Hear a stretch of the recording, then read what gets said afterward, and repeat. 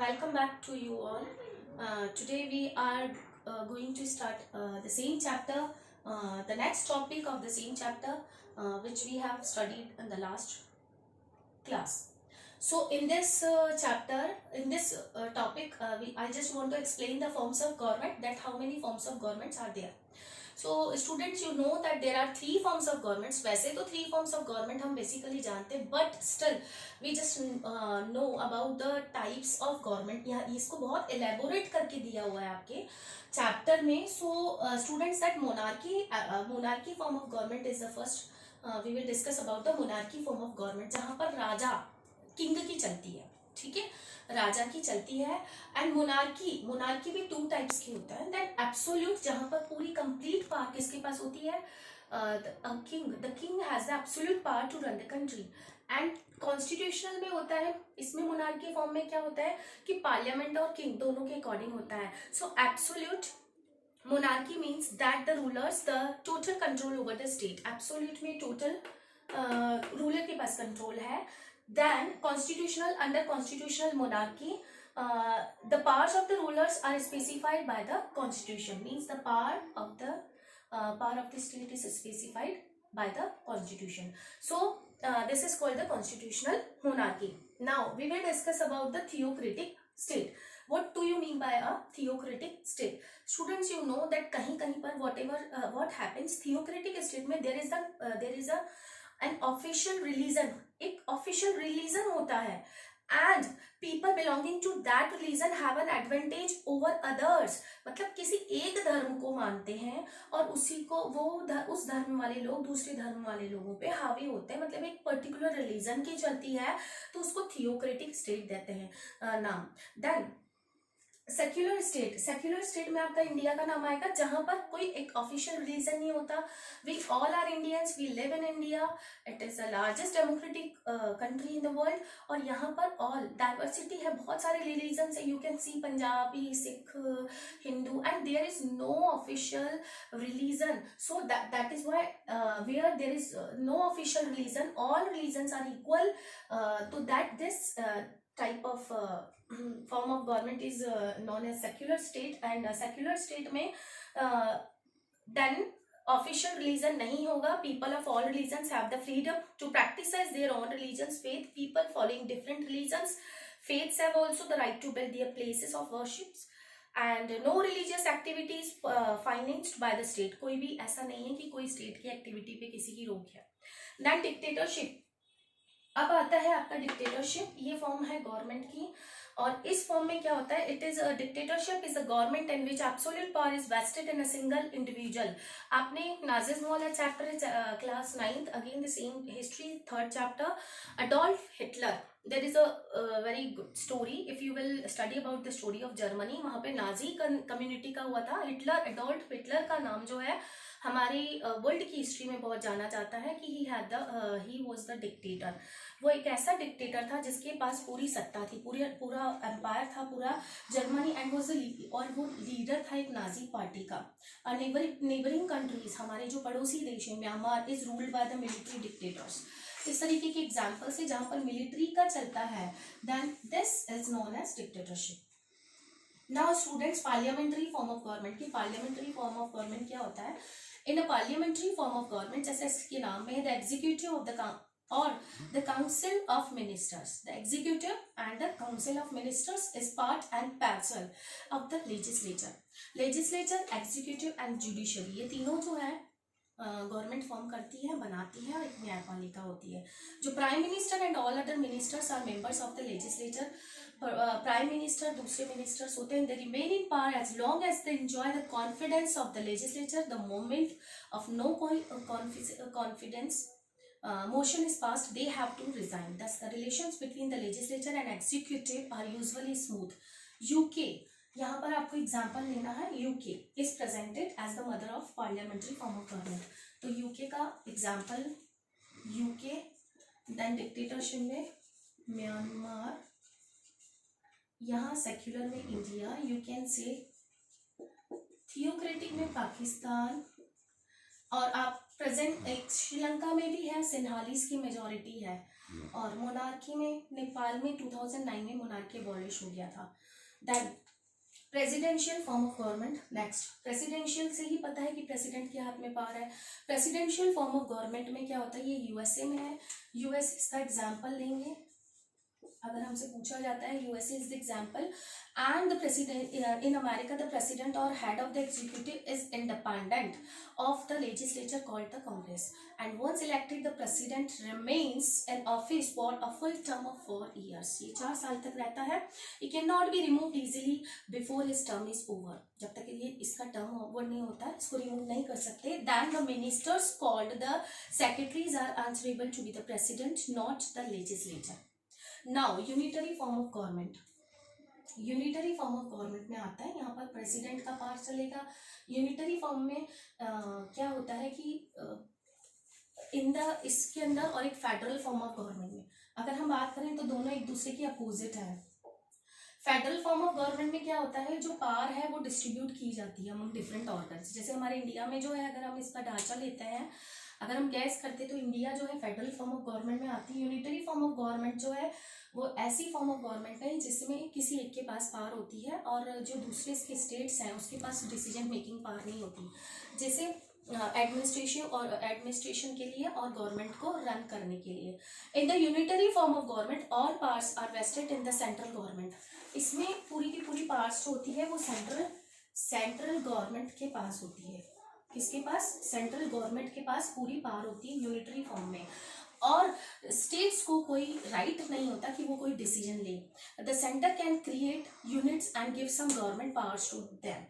ये दूसरे स्टेट्स को पावर दे सकती है, ये डिपेंड करता है ओनली सेंट्रल गवर्नमेंट पे। These units do not drive their powers from the constitution. The centre can take away the powers of the units और dissolve them at its will. अगर central government को लगता है कि state government ढंग से काम नहीं कर रहा है और उसकी पावर्स को डिसॉल्व करना है, उनकी पावर्स को खत्म करना है या वापस से लेना है, तो सेंट्रल गवर्नमेंट के पास पूरी पावर होती है and that is why it is known as the unitary form of government. Now students, there is no need for the written constitution. For example of the form of government is UK।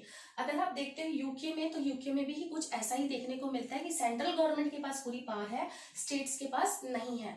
Then federal form of government we will now discuss. अब federal form of government जो है, हमारा India जो है उसका हम example ले सकते हैं।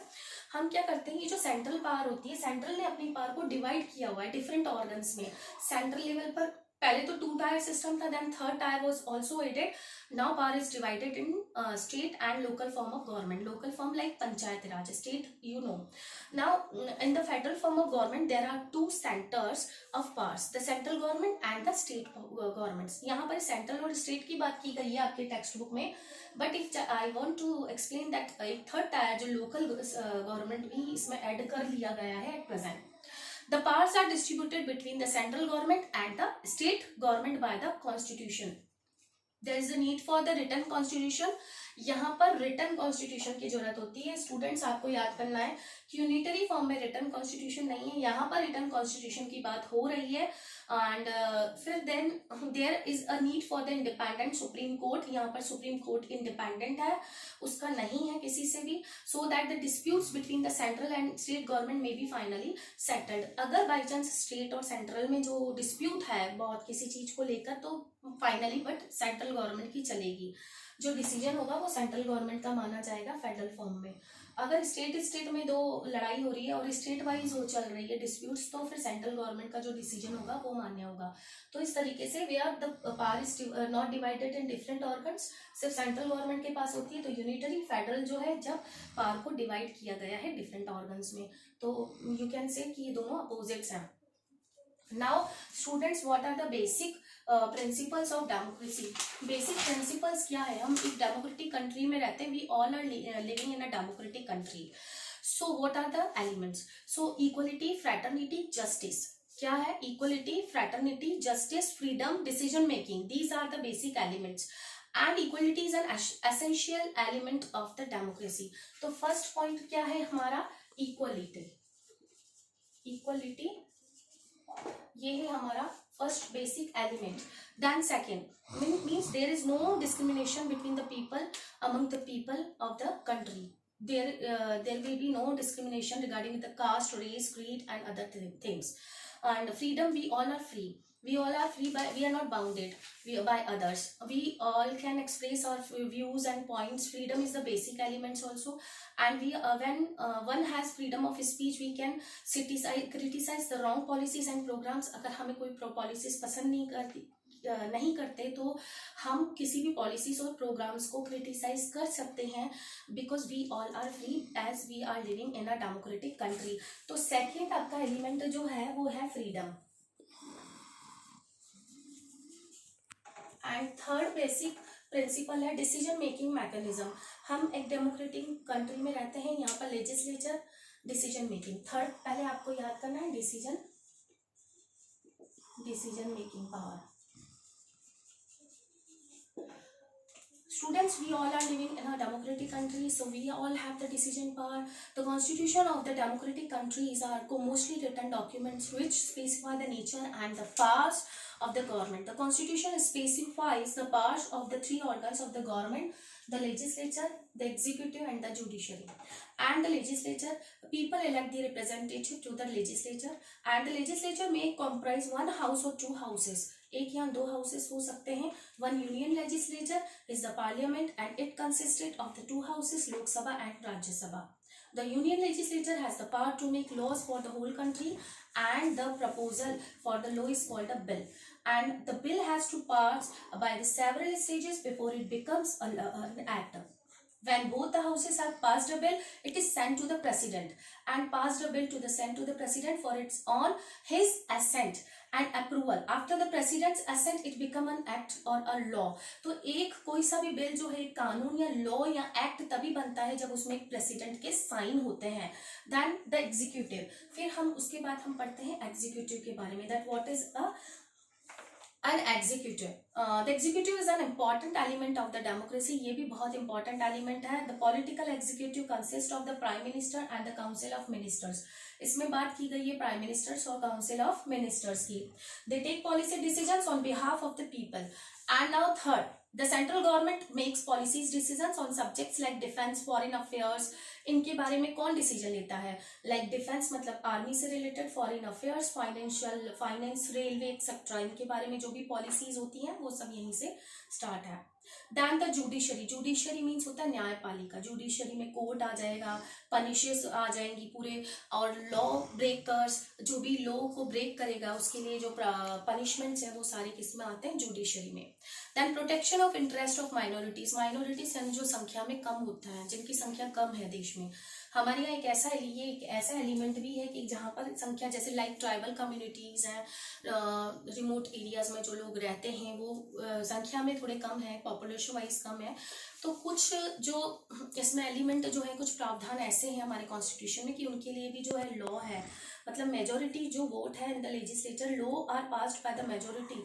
तो कि all the members can not hold the same opinion of any issue. हर कोई एक जैसा नहीं रहता. तो हम सबके पास क्या है, हम माइनॉरिटी मेजोरिटी दोनों का और हर एक इंसान का जो है पॉइंट ऑफ व्यू लेंगे और उससे जो है मैक्सिमम मेजोरिटी किस पॉइंट को लेकर है, और वो जो है एक रूल बनने का, उससे एक एक्ट पास होगा. और देन क्या होगा, और कॉन्स्टिट्यूशन क्या होगा, government can not ignore the interest of minorities. उससे क्या होगा, एक सही डिसीजन होगा. गवर्नमेंट जो है माइनॉरिटीज को लेकर या माइनॉरिटीज कम संख्या वाले लोगों को लेकर इग्नोर नहीं कर सकती उनके इंटरेस्ट को. तो ये बहुत ही बड़ा बेसिक हमारा एलिमेंट है. Now accommodation of the differences. मतलब हम we all are living in a democratic country. We all are different by our languages. We all are wearing the different kinds of clothes. We are living in the different states. our language is different, everything. So what is the accommodation? There is no national language, there is no official religion. We all are unite with each other. If either we are very different with each other. हम सब एक हैं. हम सबका जो decision policy making है government का, वो सब इक्वलिटी को लेकर है, जस्टिस को लेकर है, फ्रीडम को लेकर है. एंड डिसीजन मेकिंग जो है इसकी बहुत ही यूनिक है, यूनिक पैटर्न है. और हम सब we all are bounded by each other as we all are equal. That's all regarding with this chapter. Thank you.